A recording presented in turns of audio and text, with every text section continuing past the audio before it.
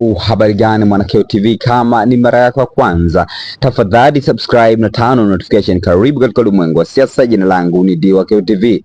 God bless EJ Lema ametahadharisha vyombo vya habari vya kimtandao ambapo anasema kwamba inabidi viwe makini kwa sababu vitaambiwa vishushe maudhui ambayo makamu wa rais wa Tanzania Emmanuel Nchimbi alizungumza kwamba mnagombana nini nchi yenu ni moja. Anasema makamu mwenyekiti wa rais wa Jamhuri ya Muungano wa Tanzania, rais wa Tanzania ambaye ni Emmanuel Nchimbi.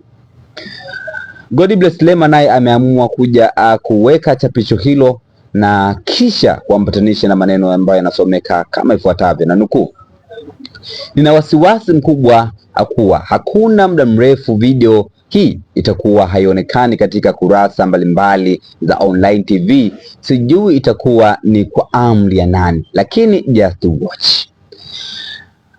Unadhani God bless EJ Lema alikuwa anatupa jiwe gizani wapi? Tafadhali shusha maoni yako katika sehemu ya comment section. Tunafahamu kwamba makamu mwenyekiti makamu wa rais wa Jamhuri ya Muungano wa Tanzania Emmanuel Nchimbi, wakati akihudhuria katika hafla ya mwisho ya kuaga mwili wa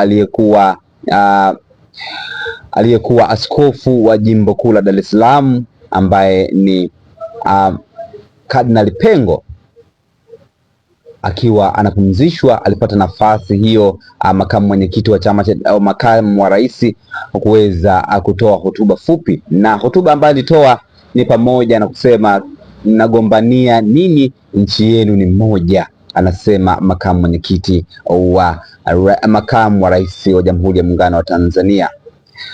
Una maoni gani? Tafadhali shusha maoni katika sehemu ya comment section. Jina langu Diwakeo TV, katika masuala ya siasa.